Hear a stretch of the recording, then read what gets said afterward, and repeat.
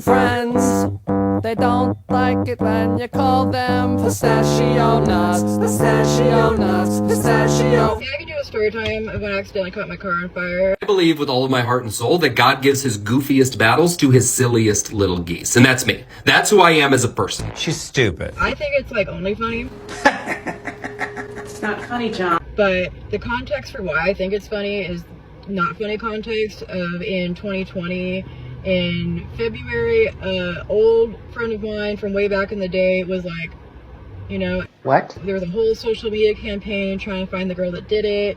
Like, it was a whole thing. Then we finally found her, so we had the memorial. And so I had to go back to my hometown, which was very, like, emotionally intense. I saw a bunch of people I hadn't seen in, like, 10 plus years. And some people I have the most traumatic memories with. Okay, work. It was a lot.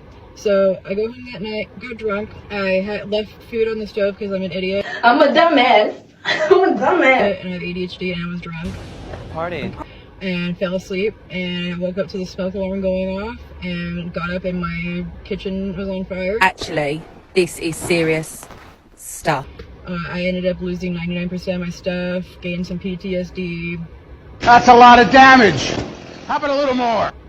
The week that I was staying in a hotel while trying to get in another apartment is when all the schools shut down. Bruh. So it was just a wild time. Wow. Massive effect on my mental health. Now that's a lot of damage. Fast forward 3 years later, 3 days before the anniversary, I was on call at my job and one of the staff didn't show up. Okay, rude. So I had to go and work the shift.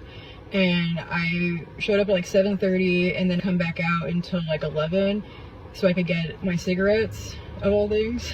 But when I opened the door, just like a bunch of smoke came out. And I'm like, Oh, Lord. Again.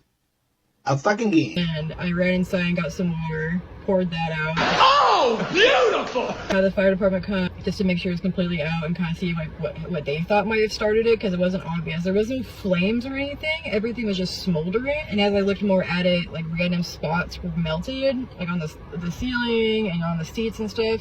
It was really weird.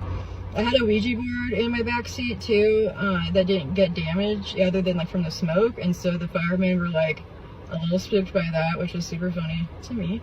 I'm not gagging. It took me a while to figure it out, but after thinking about like all the melted spots, I remembered I had like 20 mirrors in my back seat that were probably like the size of regular copy paper. Because I had gotten them at a thrift store. They were only $1 each and they were like nice. And so I figured, you know, I didn't have a specific idea in mind for them, but I figured I would come up with some cool art idea.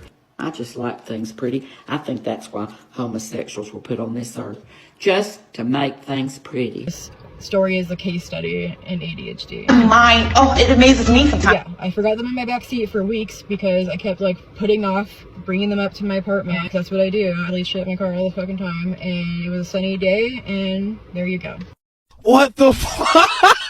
I think it's funny that of all things, to cause a fire so close to the anniversary of the last fire that like ruined my life, be mirrors is just, I mean, That was funny. Ha ha ha.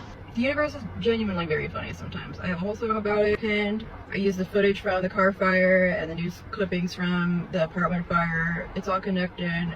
Life's weird. The universe thinks it's really funny. And so I'm leaving a big tip when this is over. Good job.